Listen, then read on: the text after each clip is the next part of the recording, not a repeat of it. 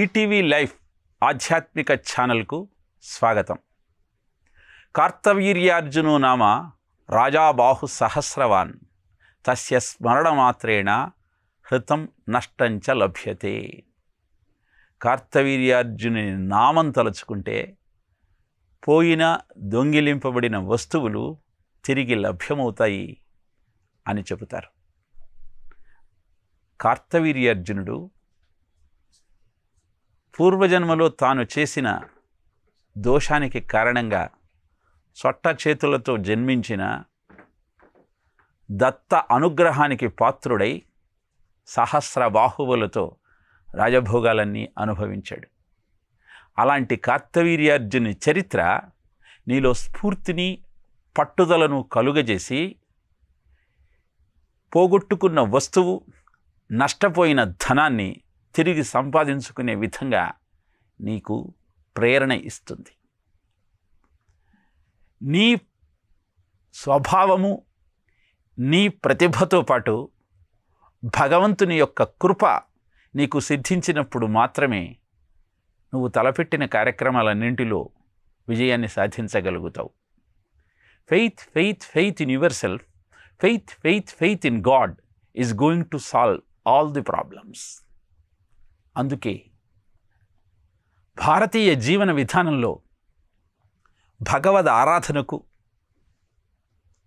పురాణ శ్రవణానికి, గురువు సందేశానికి అత్యంత ప్రాధాన్యత ఉన్నది. గురుచరిత్రను ప్రతినిత్యం పారాయణ చేయటం కారణంగా జీవితాలను అద్భుతంగా మార్చుకున్న ఎందరో దృష్టాంతాలు మనకు కనపడుతూ ఉన్నాయి. సాప్తాహిక గురు చరిత్ర పారాయణ పద్ధతి తెలుసుకొని ఆ విధంగా ప్రతినిత్యము గురుచరిత్రను పారాయణ చేయగలిగినట్టయితే మీ సమస్యలన్నీ పరిష్కరింపబడతాయి. 7 రోజుల పాటు సాగే ఈ గురుచరిత్ర పారాయణ యజ్ఞంలో మొదటి రోజు మొదటి అధ్యాయం నుంచి 9వ అధ్యాయం దాకా, రెండవ రోజు 10వ అధ్యాయం నుంచి 21వ అధ్యాయం దాకా, మూడవ రోజు 22 నుంచి 29వ అధ్యాయం దాకా, 4వ రోజు 30 నుంచి 35వ అధ్యాయం దాకా, 5వ రోజు 36 నుంచి 38వ అధ్యాయం దాకా, 6వ రోజు 39 నుంచి 43వ అధ్యాయం దాకా, 7వ రోజు 44వ అధ్యాయం నుంచి 52వ అధ్యాయం దాకా మొత్తం గురుచరిత్రను పారాయణ చేసే క్రమం ఎవరైతే పాటించగలుగుతారో వారి జీవితం అద్భుతంగా ఉంటుంది. ఇలా గురుచరిత్రను పారాయణ చేసి తమ జీవితాలను ధన్యం చేసుకున్న ఎందరో మహానుభావుల చరిత్రలు మనకు దృష్టాంతంగా కనపడుతూ ఉన్నాయి. కార్తవీర్యార్జునుడు దత్తుని అనుగ్రహంతో అద్భుతమైన శక్తియుక్తులను అయితే సాధించాడు. కానీ పూర్వజన్మ నుంచి అతనిలో కొనసాగుతున్న వాసనాదోషమైన గర్వం మాత్రం అతనిలో పూర్తిగా అంతరించలేదు. అందుకే అగ్నిదేవుడికి భూమండలంలో ఉన్న లత, తరు, గుల్మముల దగ్ధానికి అనుమతి ఇవ్వటం అన్నా, ఇంద్రుడి దగ్గరకు వెళ్ళి అతనిని అవమానించటం అన్నా, అనంతరం జమదగ్నికి దగ్గరికి వచ్చి ఆయన గోవును సంగ్రహించాలనే ఆలోచన చేయటంలో ఆయన ఆలోచన విధానం ప్రస్ఫుటంగా కనపడుతూ ఉంది. విప్రాగావాశ్చ వేదాశ్చ తపస్సత్యం దమశమః శ్రద్ధా దయా తితిక్షాచ క్రతవశ్చ హరేస్తనూహు అన్నది భాగవతం. అంటే గోవు సాక్షాత్తు శ్రీమన్నారాయణుడి యొక్క శరీరమని చెప్పబడుతుంది. అలాంటి గోవు అన్ని సంపదలను ఇవ్వగలిగిన దేవతా స్వరూపం. అందుకే నిత్యము గోవును పూజించే జమదగ్ని కార్తవీర్యార్జునుని సైన్యాన్ని అంతటికీ కూడా అద్భుతమైన విందుని ఏర్పాటు చేయగలిగాడు. ఆ విందు ఎలా ఉంది అంటే భరద్వాజ విందు అని, పసందైన విందుని ఇచ్చినప్పుడు అందరూ దానితో పోలుస్తారు. అంతకంటే గొప్పగా ఉంది అని చెబుతారు. ఇలా ఆ విందును స్వీకరించి జమదగ్ని గొప్పతనాన్ని పొగుడుతున్నటువంటి సైనికుల యొక్క మాటలను విని తాను జమదగ్నిని అభినందించాల్సింది పోయి ఆవేశంతో ఆ గొప్పతనం జమదగ్నిది కాదని, ఆయన దగ్గర ఉన్న గోవుదని, ఆ గోవు ఎవరి దగ్గర ఉంటే వారు అలాంటి అద్భుతమైనటువంటి విందు ఇవ్వగలరని భావించి జమదగ్ని దగ్గరకు వెళ్ళి ఆ గోవును తనకిమ్మమంటూ అడిగాడు. కార్తవీర్యార్జునుని మాట విన్న జమదగ్ని ఈ గోవును దానం చేసే అధికారం నాకు లేదు అంటూ తన అశక్తతను వెళ్ళబుచ్చాడు. అంతేకాకుండా బ్రాహ్మణుడి దగ్గర నుంచి రాజు దానం తీసుకోవటం ఏమిటి అని ప్రశ్నించాడు. ఎందుకంటే బ్రాహ్మడి యొక్క విధులు క్షత్రియుని యొక్క విధులను తెలియజేస్తూ యజనము, యాజనము, దానము, ప్రతిగ్రహము, పఠనము, పాఠనము ఈ 6 బ్రాహ్మడి విధులైతే క్షత్రియుడికి దానం తీసుకునే అధికారం లేదని తెలియజేస్తుంది భాగవతం. మనం ఈ కథలను వింటున్నప్పుడు తెలుసుకోవలసిన సత్యం ఒక్కటే. క్షత్రియత్వము, బ్రాహ్మణత్వము, వైశ్యత్వము, శూద్రత్వము ప్రతివాడిలో ఉండే 4 లక్షణాలు. బ్రాహ్మణత్వం అంటే ఆలోచన, క్షత్రియత్వం అంటే ఆచరణ, వైశ్యత్వము అంటే ఈ ఆచరణ ఆలోచన వలన కలిగినటువంటి లాభాన్ని, సంపదను నువ్వు అనుభవిస్తూ నలుగురికి అందించటమే వైశ్యత్వము. ఈ 3ంటికి ఆధారము శూద్రత్వము అంటే సేవాభావము. నీ ఆలోచన చేశావు, ఆచరణ ద్వారా అద్భుతమైన సంపదను అందుకున్నావు, అనంతరం నువ్వు అనుభవించి నలుగురికి అందిస్తూ అందరిలో ఉన్నది భగవత్తత్వమే అన్న భావనతో వారి సేవ నువ్వు చేయగలిగినప్పుడే నీ అద్భుతమైన ఆలోచన విధానానికి పరిపూర్ణత ఏర్పడుతుంది. ఎందుకంటే కాళ్ళు లేందే తల, చేతులు, మొండెము నిలబడలేదు. అలానే సేవాభావన లేందే ఎంత గొప్ప ఆలోచన అయినా, ఎంత అద్భుతమైన ఆచరణ అయినా, ఎంత గొప్ప సంపదైనా విలువలేనిదిగా మారుతుంది. అది చెప్పటమే బ్రాహ్మణ, క్షత్రియ, వైశ్య, శూద్ర అన్న 4 వర్ణాలుగా సమాజాన్ని చెప్పటం.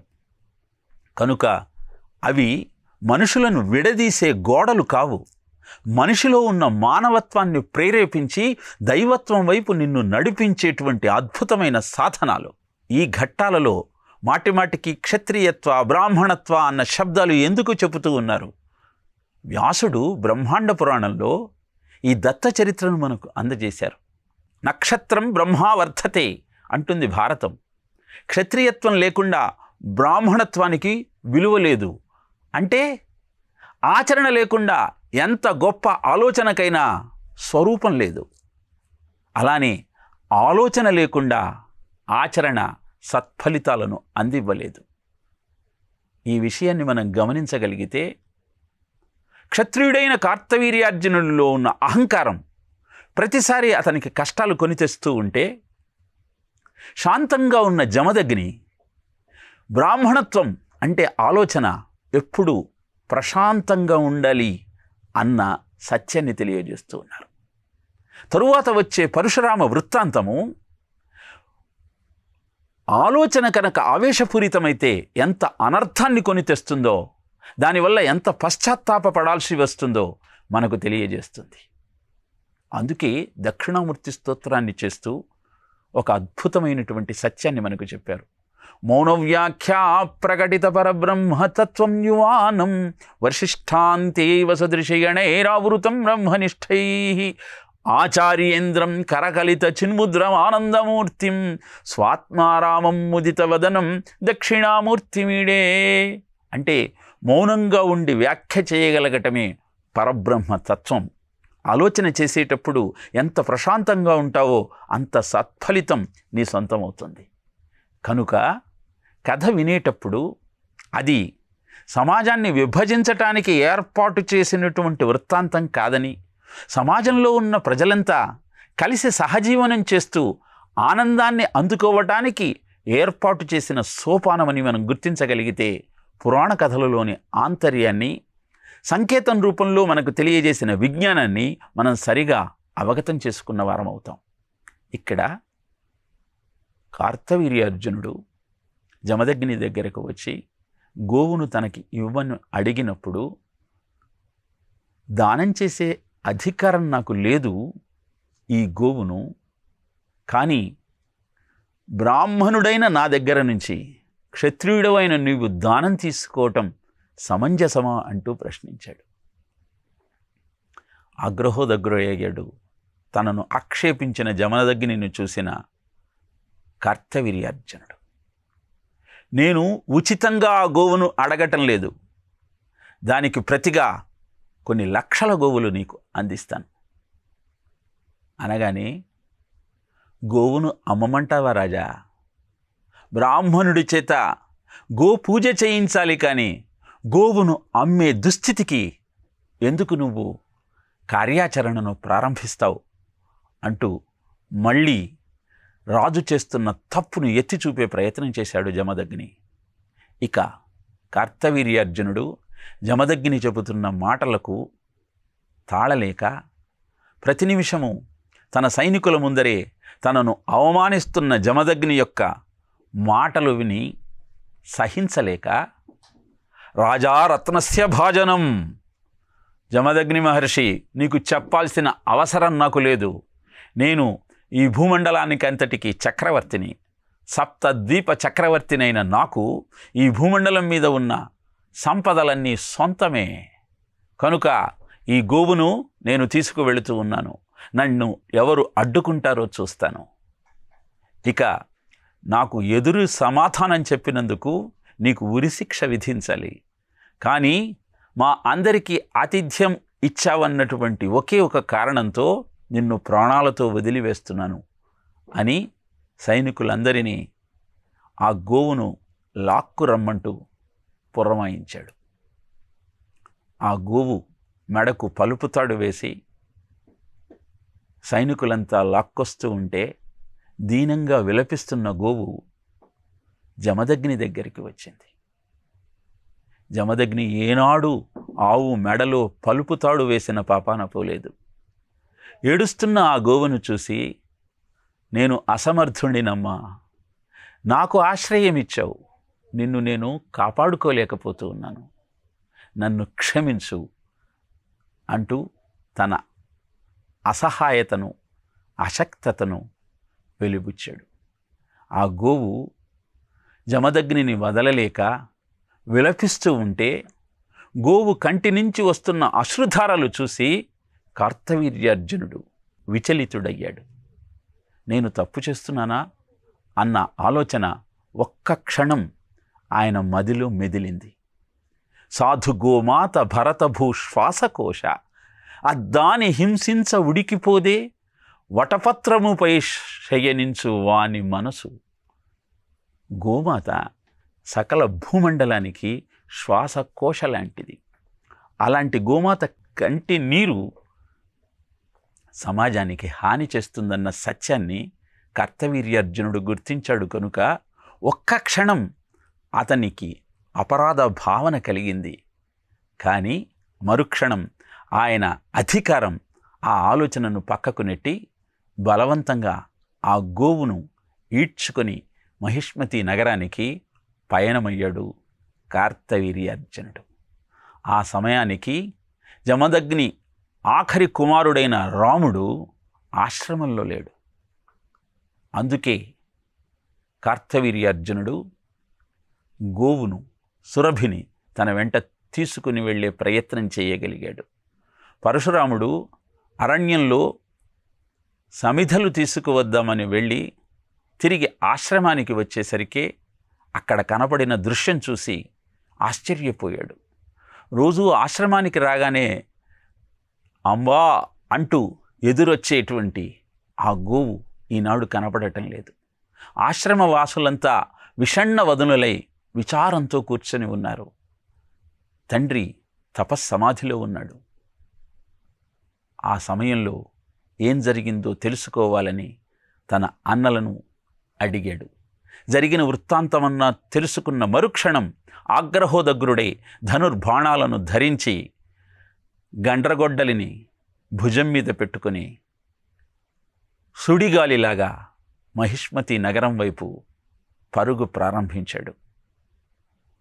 కార్తవీర్యార్జునుడు చేస్తున్నది తప్పేమో అన్న భావన ఆయన మనస్సును తొలుస్తూ ఉంటే, ఒక బ్రాహ్మణుడికి ఇంత అహంకారమా, నేను అడిగినా నాకు గోవును ఇవ్వను అని చెప్పేంత సాహసమా అని భావించి అలానే మహిష్మతి నగరం పొరివేలలోకి ప్రవేశించాడు. ఆ సమయంలో క్షత్రబంధు ఆగు ఆగు అన్న ఒక గంభీరమైన శబ్దం వినపడింది.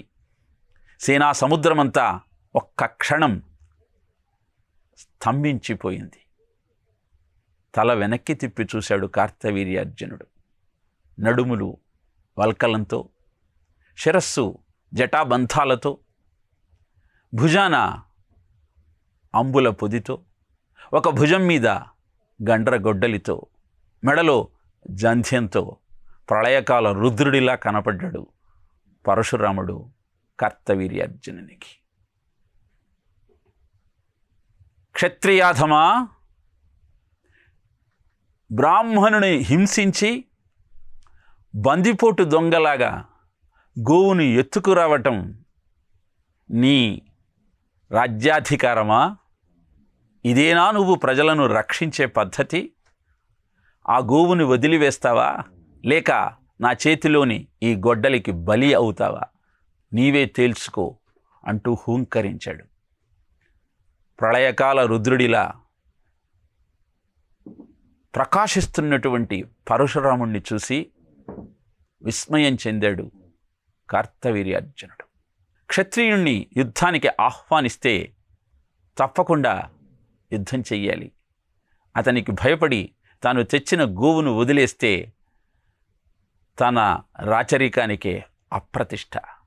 అందుకే తన చతురంగ బలాలను పరశురాముడి మీదికి యుద్ధానికి పంపించాడు.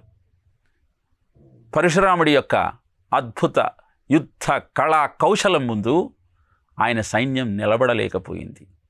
గమనిస్తున్న కార్తవీర్యార్జునుడు ఎప్పుడు బాణాన్ని ఎక్కుపెడుతున్నాడు, ఎప్పుడు ప్రయోగిస్తున్నాడు, ఎంత వేగంగా ఆ బాణాలను శత్రువుల గుండెల్లో దించుతూ ఉన్నాడు అని ఆశ్చర్యపోయి చూస్తూ తన సైన్యమంతా విగత జీవులై నేల మీద పడిపోయిన తరువాత తన 1000 చేతులతో 500 ధనస్సులను ధరించి పరశురాముడితో యుద్ధం ప్రారంభించాడు. హఠాత్తుగా తన మీద కురుస్తున్న బాణాల వర్షానికి ఆశ్చర్యపోయాడు పరశురాముడు. అద్భుతమైన యుద్ధ కళా కౌశలాన్ని ప్రదర్శిస్తూ కార్తవీర్యార్జునునితో తలపడ్డాడు. ఆయన 1000 చేతులను తన గండ్రగొడ్డలితో నరకటం ప్రారంభించాడు. తెగిపడిన ప్రతి చెయ్యి మరుక్షణం రూపం ధరిస్తూ అనుక్షణం 1000 చేతులతో బాణాలు వదులుతున్న కార్తవీర్యార్జునుని అంతం చెయ్యాలన్న ఆలోచనతో బ్రహ్మాస్త్రాన్ని సంధించాడు పరశురాముడు. ఇప్పుడు పరశురాముడు మర్రి చెట్టు ఎక్కి కొమ్మలను నరికినట్టు కార్తవీర్యార్జునుని బాహువులను నరికివేస్తూ ఉంటే తెగిపడినటువంటి ప్రతి చెయ్యి తిరిగి పునరుజ్జీవితం కావడం లేదు. అలా ఒక్కొక్క చేతిని ఖండిస్తూ అనంతరం తన పరశువుతో కార్తవీర్యార్జునుని శిరస్సును ఖండించాడు. అలా విగత జీవుడైన కార్తవీర్యార్జునుని చూసి దేవతలంతా పరశురాముడి మీద పుష్పవర్షం కురిపించారు.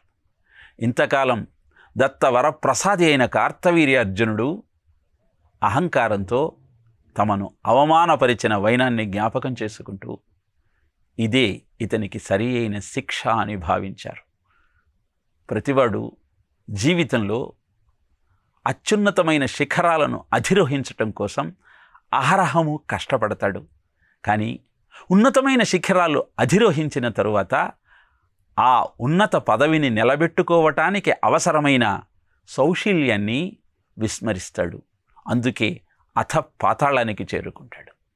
కార్తవీర్యార్జునుని కథలో కూడా శ్రీ మహావిష్ణువు చెంతన సుదర్శన చక్ర రూపంలో నిరంతరము ఆ స్వామి సేవకు నోచుకోగలిగిన సుదర్శనుడు తానే స్వామివారి విజయానికి కారణమన్న భావనతో అహంకరించి మానవ జన్మ ఎత్తాడు. అది చచ్చుబడిన చేతులతో సాధన చేసి దత్తానుగ్రహానికి పాత్రుడై సహస్ర బాహువులతో రాజ్యభోగాలన్నీ అనుభవించాడు. కానీ తన ఉన్నత స్థాయికి తన సాధనే కారణం అనుకున్నాడు. కానీ ప్రజలందరి సహకారం లేందే తాను ఆ విజయాన్ని సాధించలేనన్న విషయాన్ని విస్మరించి అహంకారంతో అరణ్యాలలో ఉన్నటువంటి మునుల సంపదలను దొంగిలించే ప్రయత్నం చేశాడు. అది తన అధికారం అనుకున్నాడు. దాని కారణంగా విగత జీవుడయ్యాడు. కానీ దత్త అనుగ్రహం ఉండటం వల్ల జీవితాంతం ఆనందాన్ని అనుభవించి విగత జీవుడైన తరువాత ముక్తిని పొందగలిగాడు. ఇలా శ్రీ దత్తాత్రేయ స్వామికి అనుంగు శిష్యుడైన కార్తవీర్యార్జునుని యొక్క కథ వినటం వల్ల మనం ఎదుర్కొంటున్న అనేక సమస్యలకు పరిష్కారం మనకు లభిస్తుంది అని ఈ కథాశ్రవణ ఫలితాన్ని తెలియజేస్తుంది పురాణం. మరి పరశురాముడు కార్తవీర్యార్జునుడిని సంహరించిన తరువాత ఆ కార్తవీర్యార్జునుడి గురువైన శ్రీ దత్తాత్రేయునికి పరశురాముడి మీద ఆగ్రహం కలుగుతుందా లేక అనుగ్రహం కలుగుతుందా అంటే ద్వంద్వాతీత స్థితిలో అందరిలో పరమాత్మనే చూడగలిగిన బ్రహ్మానందాన్ని అనుభవించే దత్తాత్రేయునికి రాగమేమున్నది, ద్వేషమేమున్నది. కానీ పరశురాముడు కార్తవీర్యార్జునుని సంహరించటం కోసం కంకణబద్ధుడైన తరువాత గోవుని తీసుకొని తిరిగి ఆశ్రమానికి చేరుకుంటాడు. మహిష్మతి నగరంలో కార్తవీర్యార్జునుని మరణం తరువాత ఆయన పుత్రులు పట్టాభిషక్తులయ్యి మన తండ్రిని పరశురాముడు సంహరించాడు కనుక పరశురాముడి యొక్క తండ్రిని మనం తొదముట్టించాలి, అంతం చెయ్యాలి అని భావించారు. అప్పుడు వారికి అర్థమైన సత్యము పరశురాముడు సామాన్యుడు కాదు, మహాబలవంతుడు. దత్తవరప్రసాది అయిన కార్తవీర్యార్జునుని అంతం చేసినటువంటి శౌర్యం కలవాడు కనుక పరశురాముడు ఆశ్రమంలో లేని సమయంలో జమదగ్నిని సంహరించాలి అని నిశ్చయించుకున్నారు. అందుకోసం అసలు ఈ జమదగ్ని ఎవరు, ఇతని పుట్టుపూర్వోత్తరాలేమిటి అని తెలుసుకోవటం ప్రారంభించారు. అప్పుడు వారికి అర్థమైన విషయం ఏమిటి అంటే కన్యాకుబ్జం అనే నగరాన్ని గాధి అనే మహారాజు పరిపాలిస్తున్న సమయంలో ఆయన కూతురైన సత్యవతిని భృగు మహర్షి కుమారుడైన రుచికుడు చూసి మోహించి గాధి దగ్గరకు వచ్చి నీ కుమార్తెను నాకిచ్చి వివాహం చెయ్యమంటూ అడిగాడు. అరణ్యంలో ముక్కు మూసుకొని తపస్సు చేసుకునేటువంటి రుచికుడికి రాజపుత్రిక అయినటువంటి సత్యవతిని ఇచ్చి వివాహం చేసే సంకల్పం లేని గాధి ఎవరైతే 1000 అశ్వములను శరీరమంతా తెల్లగా ఉండి ఒక్క చెవి మాత్రం నల్లగా ఉన్నటువంటి అశ్వాలను నాకు ఇస్తారో వారికే నా కూతురైన సత్యవతినిచ్చి వివాహం చేయాలన్నదే నా సంకల్పం అని తెలియజేశాడు గాథి. ఈ మాత్రమేనా, క్షణంలో మీకు ఆ 1000 అశ్వాలను అందిస్తాను అని మహాతపశక్తి సంపన్నుడైన రుచీకుడు వరుణుడిని ప్రార్థించాడు. వరుణుడు తత్క్షణమే అక్కడ ఉన్న గంగానది నుంచి 1000 అశ్వాలను సృష్టించి రుచీకుడికి ఇచ్చాడు. అందుకే అక్కడ ఉన్న నదిని అశ్వతీర్థము అని వ్యవహరిస్తారు. అలా తన తపశ్శక్తితో 1000 అశ్వాలను అందించిన రుచీకుని యొక్క మాహాత్యాన్ని చూసిన గాధి సత్యవతిని రుచీకుడికిచ్చి వివాహం చేస్తాడు. భృగు మహర్షి తన కోడలు ఎలా కాపురం చేస్తుంది, రాజపుత్రిక కదా, తన కుమారునికి సహకరిస్తోందా లేదా అని తెలుసుకుందామని సత్యవతి దగ్గరికి వచ్చాడు. ఆమె మామగారిని అన్ని మర్యాదలతో సన్మానించింది, శుశ్రూషలు చేసింది. సంతోషించిన భృగు మహర్షి ఏం కావాలో కోరుకోమన్నాడు. నాకు పుత్ర సంతానాన్ని ప్రసాదించమని అభ్యర్థించింది. అభ్యర్థిస్తూ తన తల్లికి కూడా సంతానం కావాలన్న సత్యాన్ని, కోరికను వెళ్ళబుచ్చింది. వెంటనే 2 పాయస పాత్రలను సిద్ధం చేసి ఒకదాన్ని సత్యవతికిచ్చి ఇంకొకటి ఆమె తల్లికి ఇవ్వమని చెప్పాడు భృగు మహర్షి. ఈ పాయసాన్ని స్వీకరించి నువ్వు మేడి చెట్టుకు ప్రదక్షిణం చెయ్యి, మీ అమ్మ పాయసాన్ని స్వీకరించి రావి చెట్టుకు ప్రదక్షిణ చెయ్యాలి అని తెలియజేశాడు. తల్లికి పాయస పాత్ర ఇచ్చింది సత్యవతి, విషయమంతా చెప్పింది. అప్పుడు సత్యవతి తల్లి మనసులో ఒక దుర్బుద్ధి పుట్టింది. ఆ దుర్బుద్ధి ఏమిటి, దాని కారణంగా ఏం జరిగింది అన్న వివరాలను వచ్చే ప్రసంగంలో తెలుసుకునే ప్రయత్నం చేద్దాం. ఓం తత్సత్.